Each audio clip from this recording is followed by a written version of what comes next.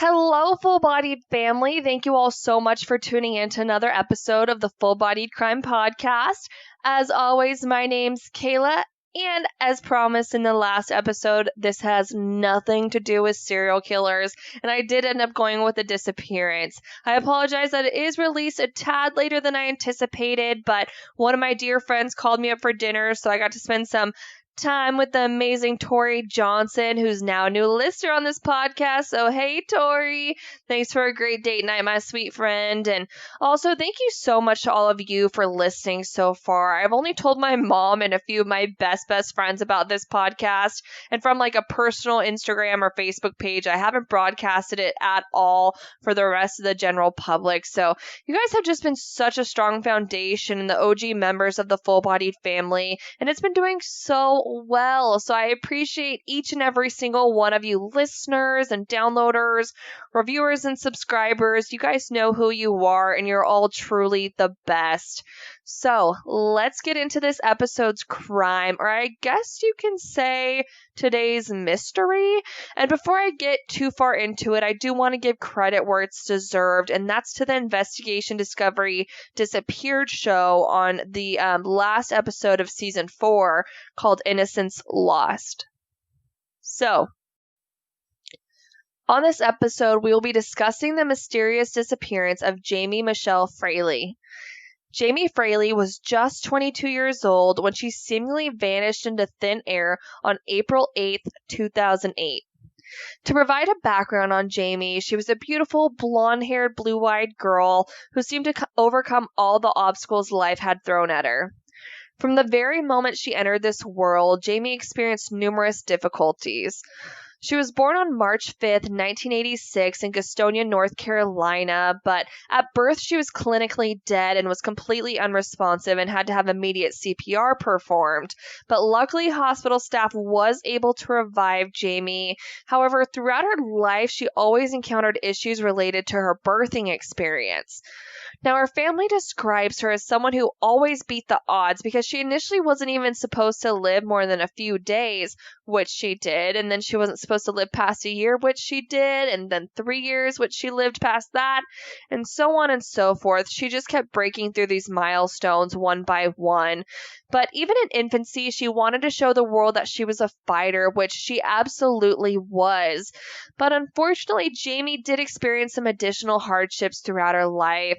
She did have some mild developmental delays associated with her birth, and additionally, Jamie was a small 4 foot 9 inches, and she always found it difficult to gain weight, and she also suffered from anxiety and bipolar disorder.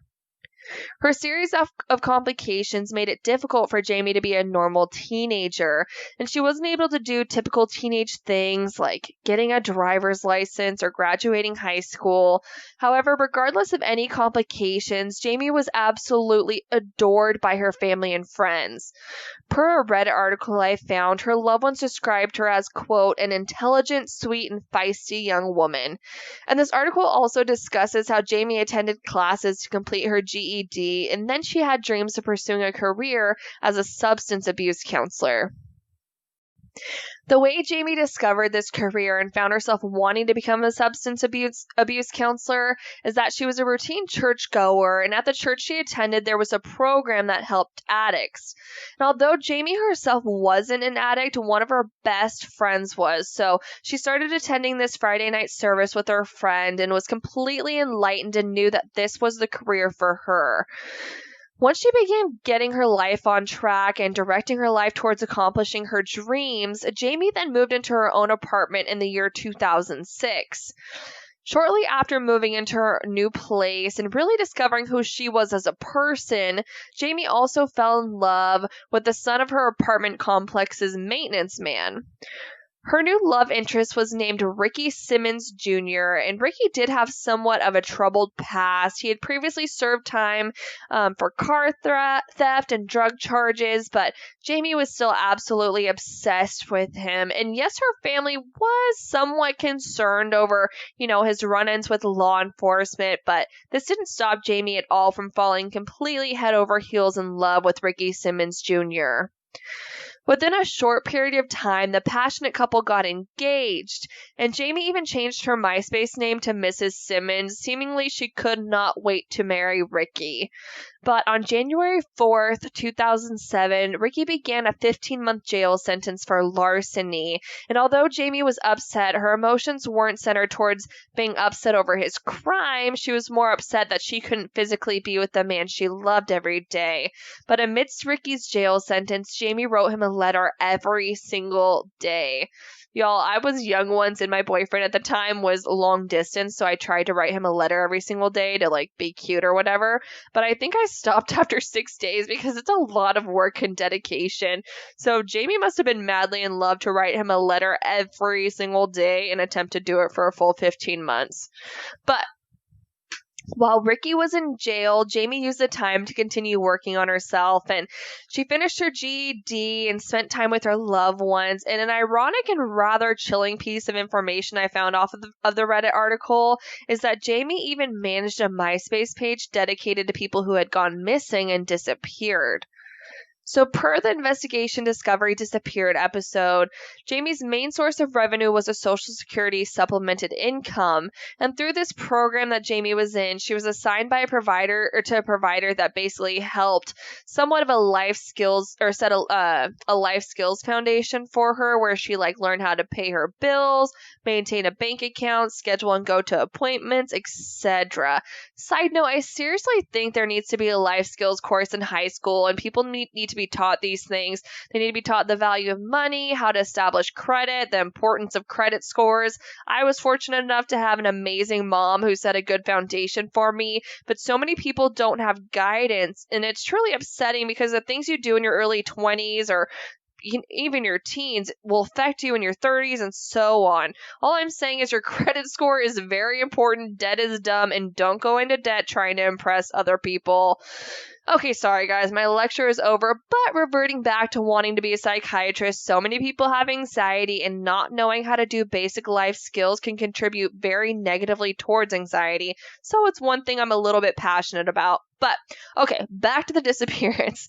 So during the time Ricky Jr. was in jail, Jamie was writing him the daily letters, and she also filled the void of missing him by spending time with his father, Ricky Simmons Sr., and his girlfriend, Kim Springer. So Ricky Simmons Sr. and Kim lived in the same apartment complex as Jamie, so she would often find herself going over to their apartment and spending time together, cooking dinner and visiting. Ricky Sr. also helped Jamie with numerous errands because Jamie didn't have a car nor a driver's license, so he would drive her around town, and Jamie found comfort in knowing that she had such a strong relationship with her future father-in-law. Her friends do describe her as having become extremely dependent on Rick Sr., and just from the energy I was reading from her friend who was discussing the relationship from the ID Disappeared episode, it does seem that there were maybe concerns about how dependent Jamie had become on Rick Sr., but nonetheless, Jamie was completely trusting in him because, like I mentioned previously, Rick Sr. was her future father-in-law, so it would be somewhat natural to look at this person as a father figure and someone you feel very comfortable with. So now we get to April 8th, 2008, and Jamie wakes up that morning with severe abdominal pain, and she initially thinks that she'll be able to manage this pain at home, but her pain continues to worsen as the day progresses. So Jamie then calls her provider, that person who's assigned to help her with the life skills and helps drive her to appointments and such. So she calls this provider to ask if she can take her to the emergency room to figure out the etiology of her abdominal pain. So after the arrival to the ER, Jamie is treated for her pain and eventually diagnosed with the stomach flu and discharged home. They had sent Jamie home with a prescription that needed to be filled, but after a short time of being back home, Jamie's pain returns.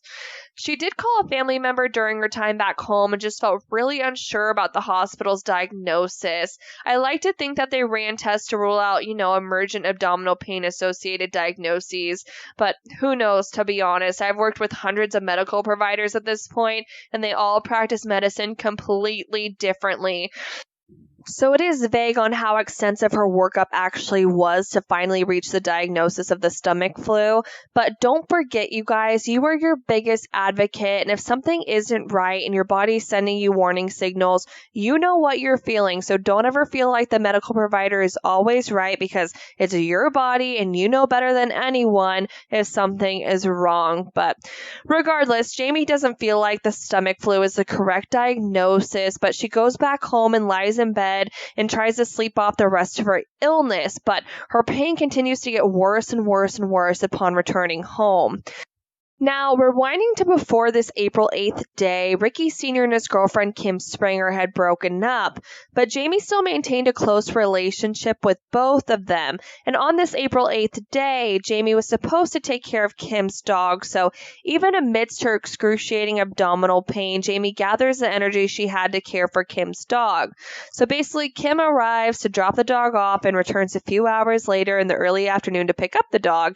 And when Kim Springer returns back, she sees that Jamie is still not doing well, and she's lying in bed suffering from this terrible pain and discomfort. So she tells Jamie that, hey, I'll at least go drop off the prescription that had previously been prescribed to her from the ER that day. So Jamie's super grateful and appreciates this gesture from Kim. So Kim leaves and drops off this prescription off at a nearby drugstore, but just a little foreshadowing event. I mean, the prescription never does get picked up from Jamie. So as the night continues, Jamie's pain is once again completely unbearable, so she calls her future father-in-law, Ricky Sr., and asks him to take her back to the emergency department. But unfortunately, during this visit, the wait time was almost 4 hours, and Jamie was so uncomfortable that she didn't want to wait and thought maybe just somehow she could manage her pain at home. Now, Ricky Sr. had only dropped Jamie off, and he didn't sit and wait for her to be done, so she calls him for a ride to pick her up, but he doesn't answer his cell phone. And after a failed attempt to reach Ricky Sr. again, Jamie called another friend to pick her up, who eventually did bring her home.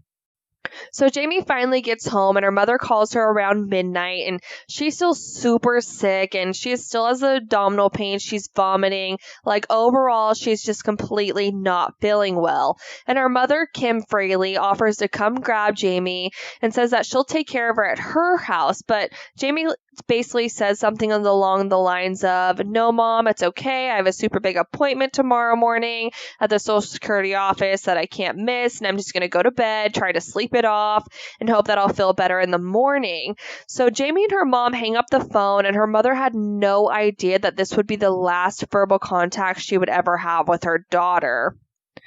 So the next morning on April 9th, no one had heard from Jamie, but at this point their thoughts are more so in a no news is good news place, because if Jamie wasn't calling them that morning, then she must have felt better and went to her appointment without any more complications.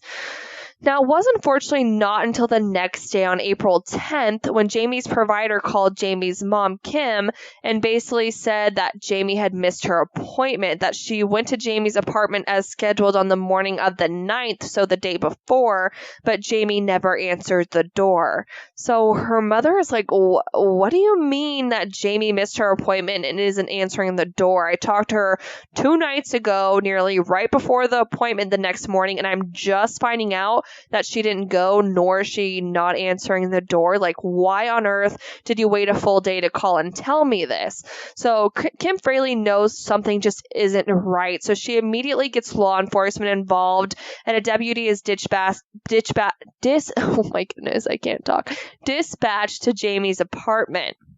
Now, at this point, as in numerous cases before, nothing really seems abnormal, and Jamie is just a 22-year-old. She's an adult. She's not necessarily needing to be home or calling her mother and so on. She's an adult, and since nothing looks significantly disturbed at the house, law enforcement kind of lean towards, well, she's an adult, she's bipolar, she's currently wanting to distance herself maybe, give it a few days, and I'm sure everything's going to be okay, because to officers, her welfare check also showed no signs of a struggle, and they presumed wherever Jamie had gone, she had gone willingly. There was no signs of forced entry, no indication of the struggle. hospital, there was really nothing immediately alarming to investigators. But members of Jamie's family weren't taking this for an answer, and they knew something was seriously wrong. So her mother and other family members go back to Jamie's apartment, and they are immediately alarmed by what they see. Upon initially walking in, they see her keys and purse, which is a fairly large red flag. I mean, at times Jamie would get up and walk outside just take her cell phone, but if she was going to be gone for a large amount of time, she wouldn't leave the house without her keys or her purse. They then make their way to the back of the apartment where they see the severity of how sick Jamie was on the 8th. I mean, there was vomit and just clear, obvious signs that Jamie was extremely ill a few nights before.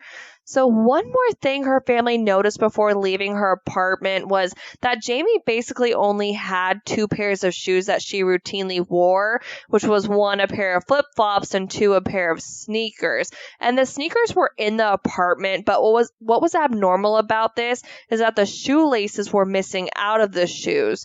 So at this point, her family and friends are extremely concerned. They have her purse and keys. She was clearly extensively vomiting throughout the night, and to top it off, the shoelaces are gone out of the 1 pair of sneakers that she frequently wears. So her mother knows something is extremely wrong at this point, and she was adamant with law enforcement, to take action in figuring out where her daughter was. And Kim Fraley calls the police department again, and an officer went back to the apartment with her aunt. And once again, police basically say she's over 18. If she wants to go missing, she can go missing. I actually previously asked a law enforcement officer this question, and I asked him specifically, why is every missing persons case not immediately treated as a priority? And he basically told me that they get such a large amount of calls per day about missing people, and there just absolutely is not enough resources to investigate every single call that they get, especially on top of the other numerous crimes that are committed throughout the day. He also mentioned that I think more than 95% of people return within 24 hours, and then the remainder seem to return after 48 hours or 72. And so this is a large but not very populated county where he works. So I just wanted to share this little side note because I never really understood until hearing that why every single missing persons case isn't basically treated as a hugely emergent situation. And I know for families it's absolutely agonizing trying to get law enforcement to understand the magnitude of the situation. And I realize it's so frustrating, but this did help me understand why they specifically handle missing persons cases in the manner that they do. But Jamie's family was obviously upset at this point. I mean, law enforcement isn't offering much help, and they're desperate to find Jamie. And then also reverting back to Jamie's history of bipolar disorder, she often didn't take her medication. So what they're adding up in their mind at this time is that Jamie's ill, Jamie's not taking her bipolar medication as prescribed, and she didn't show up to a very important appointment that she had over 24 hours before. So her mother and aunt exit the apartment again, and they're now calling Jamie's cell phone non-stop, and all their efforts are seemingly unsuccessful because they're getting nothing and are calling over and over again. But after what I'm sure felt like the 100th phone call, someone finally answers. But to their even greater concern, it's not Jamie who's on the other line. So her family's been calling and calling and calling when the phone is finally answered, but it's a male's voice on the other line. And basically what had happened was a man was working on a nearby telephone line doing some sort of cable or electrical work, and he heard a phone ringing on the ground. So he goes down and picks it up, and he explains to the family the circumstances, that the phone was basically just left on the side of a road and that he had no ties to Jamie. He didn't know where she was. The only help that he could offer was answering the phone that was on the side of the road. So this news absolutely crushes her mother, and they're now in sheer panic at this point because they know something horrible has happened. This is no longer Jamie just having some sort of, manic bipolar episode, but that something more sinister and dangerous has happened to Jamie, because her friends and family knew that Jamie was never without her cell phone.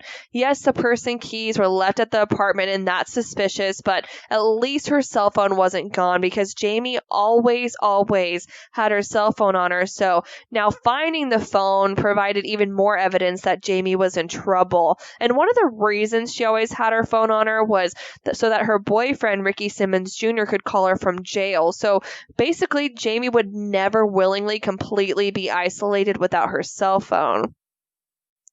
So an officer goes to investigate the area where the phone was found, and at this point, law enforcement is becoming aware that this isn't a typical runaway or voluntary disappearance situation. So they begin to organize searches around where the phone was located and around her apartment complex. And at this time, they also begin conducting interviews of people that were close to Jamie, as well as neighbors and acquaintances. As people are getting interviewed and news of Jamie's disappearance begins circling around Gastonia, North Carolina, certain red flags are routinely being brought to investigators' attention. And the main red flag was people's concern over how close the relationship was between Jamie and her boyfriend's dad, Rick Sr. Mind you, Jamie sought comfort in Rick Sr. as her boyfriend Rick Jr. was in jail, and he did only live a mere 2 apartments over from Jamie, so it was very, very easy for them to keep a close relationship.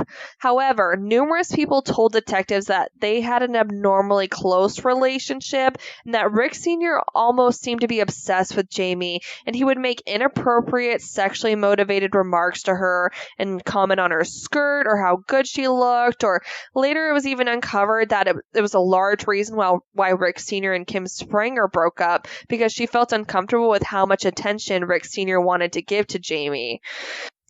So investigators know that Rick Sr. is someone they definitely need to question immediately, so they bring him in for an interview, and basically the detective on the Disappeared episode describes him as someone that's manipulative and cold, but Rick Sr. was cooperative and forthcoming with information, even though he did refuse to take a lie detector test, but they basically have nothing to hold him on and eventually let him go.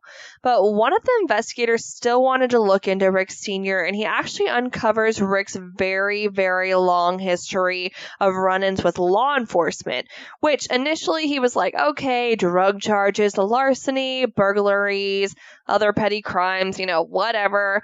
But then he sees that Rick Simmons Sr. had actually committed a murder. So after digging into more details about this murder, detectives discovered that Rick Sr. had served time for manslaughter after strangling an ex-girlfriend. He had served only 6 years and was eventually released for good behavior, which I think we can all agree that 6 years is ridiculous for taking someone's life, because strangulation doesn't sound too self-defense-y to me, or however the charges were reduced from murder to manslaughter. But anyway, after investigators see this, they're absolutely shocked, and their interest in Rick Sr. grows.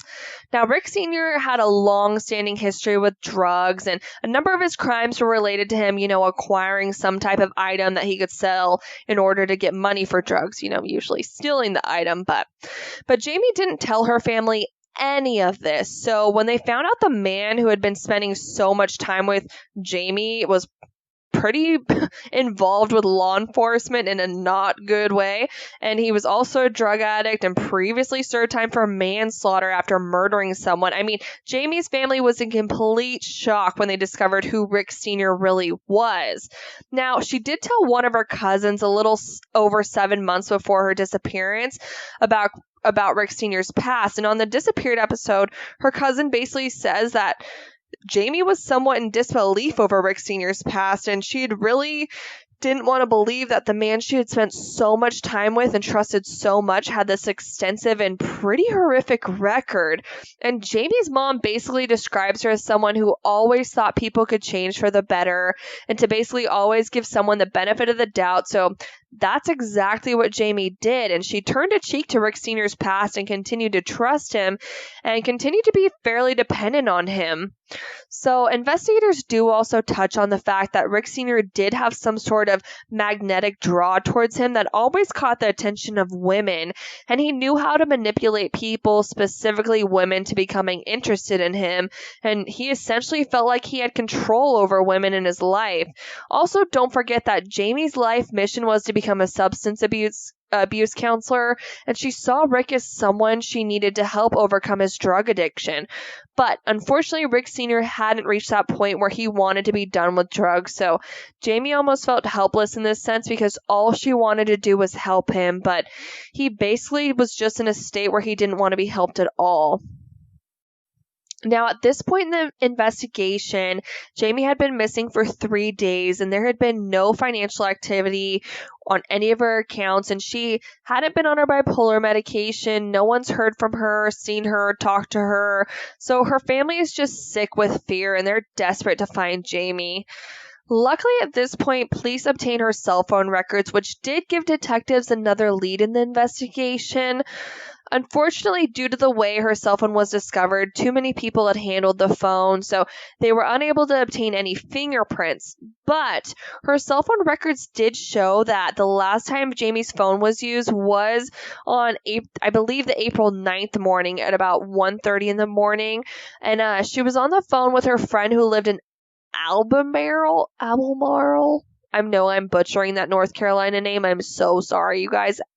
Albemarle. I don't know. Albemarle, which is a little over an hour away from Gastonia, where Jamie had lived. But this friend provided a new detail and said that Jamie was waiting to be picked up by someone in a truck, and this was Jamie's very last known conversation. So I did see some articles where it referred to like this whole late night pickup being another trip to the ER, so whoever drove this truck was another ride to the emergency room for this abdominal pain. But you know, if you're linking it back to finding the purse and the keys and the wallet in the apartment, I mean, one of the main things in the ER you need is an ID. A lot of times there's a copay, so you need your wallet. So to me, it just doesn't sound fitting that if she were to be getting a ride to the ER late at night from whoever this person was that was in a truck, that she wouldn't think to take her wallet. So anyway, that's just my thought, but so investigators are trying to brainstorm who in Jamie's life has a truck or who could have been picking her up at this hour, especially since she had the flu and wasn't feeling well. So they were unsure of what the cause of this late night ride even was, and investigators are aware that Rick Sr. does drive a van, so they're questioning whether this was the truck that Jamie was referring to or if she was planning on someone else picking her up that evening.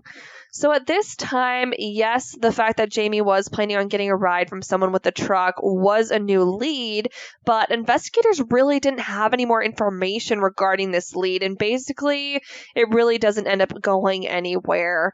What also ends up not looking very good for Rick Sr. is that about 2.5 miles away from him and Jamie's apartment complex, and a little over a mile from where Jamie's phone was found, investigators found a trash bag. And after further investigating the contents of this trash bag, they discovered that it belonged to none other than Rick Sr. And the reason the reason he gave to investigators as to why the trash bag was dumped on the side of the road was that he apparently needed to fix a spare tire, and so he discarded the trash in order to reach his spare tire. Which kind of makes no sense to me. Pet peeve, you guys, is littering. So, please don't litter. Even if you have a spare tire, don't do it. Just think about the dolphins and all, the world. But anyway, the contents inside of this trash bag are not discussed, but at this point, Rick Sr. is the main person of interest in the case, and investigators feel like he knows something about the whereabouts of Jamie and is just not coming forth with all the information. So 3 weeks after Jamie goes missing, Rick Jr. is released from jail, and he is completely heartbroken over his missing fiancée. I imagine that this had to be a horrific nightmare for him. I know many men feel very protective over their significant others, so just knowing you weren't in a position where you could have prevented this or protected her, that would have been so upsetting. And Jamie's aunt reported that Ricky Jr. was actually out searching for Jamie daily with absolutely no luck. And to top that off, Rick Jr.'s dad was the main suspect in the case, which makes the situation that much worse. just being in a position where the love of your life is missing and your own father, your own kin, is the lead person of interest in the case, I mean, that has to be so extremely difficult. So the father and son relationship progressively began deteriorating from that point on. But I mean, I can't blame Ricky Jr. for not wanting to have a relationship with his father at this time. If any of my family members were suspected to have harmed my significant other, I'd be very untrusting and absolutely devastated. So I can only imagine, but as mentioned, investigators are super interested in Rick Sr. at this point, and they decided to begin tracking his movements because maybe it would lead them to a clue about Jamie, or maybe even to Jamie herself.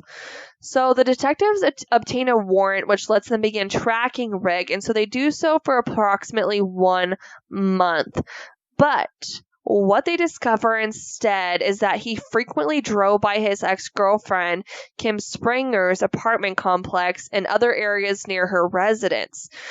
And often he frequented areas associated with Kim, so he made that cross, that boundary line from like crazy ex to basically complete stalker. So law enforcement officers notify Kim of this, and they advise her to get a restraining order, which luckily Kim immediately does. One of Jamie's family members speculates that Rick had actually been stalking Kim because she possibly knew something about the whereabouts of Jamie, and Rick was either watching her to make sure she was keeping quiet or plotting to kill her. So Kim gets a restraining order, and about a month after taking out this restraining order, something completely unexpected happens, and a huge curveball is thrown into the investigation. At this point, Jamie's been missing for almost exactly 2 months, and it's now June 9th when this event occurs. So Kim's driving around town, simply running errands, and everything seems fairly normal. Nothing's out of the ordinary until she notices something. Kim begins noticing an abnormal smell, and this just isn't your typical someone hit a dead animal on the side of the road smell. I mean, something in her car smells really, really bad. So she goes home, and throughout the weekend, she doesn't understand what in the world is making her car smell the way it is. And a few days later, she decides to see if the smell's coming from the trunk. And this is when she discovers what that horrifying smell was.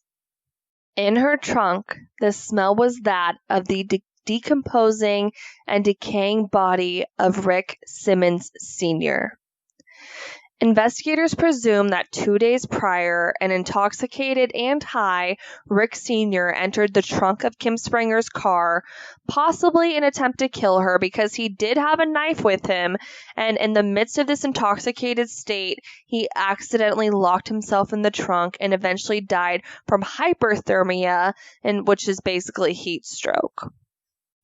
Once Jamie's family found out about Rick Sr.'s death, they were absolutely devastated. Now, mind you, they weren't devastated over him passing, but they were devastated because now every piece of information that Rick Sr. had about the whereabouts of Jamie Fraley died with him, and investigators would never be able to discover what he knew about Jamie's disappearance. Even after Rick Sr.'s death, investigators still looked tirelessly for Jamie Fraley, but had absolutely no luck and no new clues as to where Jamie is. Rick Jr. was not only now mourning the disappearance of his fiancée, but now the death of his father. And regardless of his relationship with his father at the time of his death, losing a parent is never, ever easy. Jamie's case is still currently open, and there is a Facebook group page titled Jamie Michelle Fraley -missing, and there are routine posts that state, quote, Jamie Fraley went missing on April 8th, 2008 from Gastonia, North Carolina. If you have any information, please call 911 or 1-704-866-3320 or the FBI at 1-704-672-6100. If you or anyone you know has any information on the whereabouts of Jamie Michelle Fraley, please reach out to someone because someone always has to know something. Jamie's memory is held alive by her friends and family, and I extend my greatest prayers, love, and optimism to the Fraley family. If you watch the documentary, her family is still so upset today over the missing piece of their life, and I just truly hope they get the answers that they need in the near future regarding the whereabouts of Jamie Michelle Fraley. Well, my friends, this is the conclusion of the 6th episode of the Full-Bodied Crime podcast. Don't forget to check out pictures associated with this crime at our Instagram page, FB_crime, and check us out on Twitter at Full-Bodied Crime, Facebook and YouTube, Full-Bodied Crime, and go visit our website, full-bodiedcrime.com, where you can view all the additional sources for this case. And thank you so much for listening to this episode, and please go review our podcast wherever you listen to it, and subscribe so you can be the first one to know when there's a new episode. Really quick, on Stitcher, I keep trying to get on there. I can't figure it out. So if you do listen on Stitcher, I apologize. But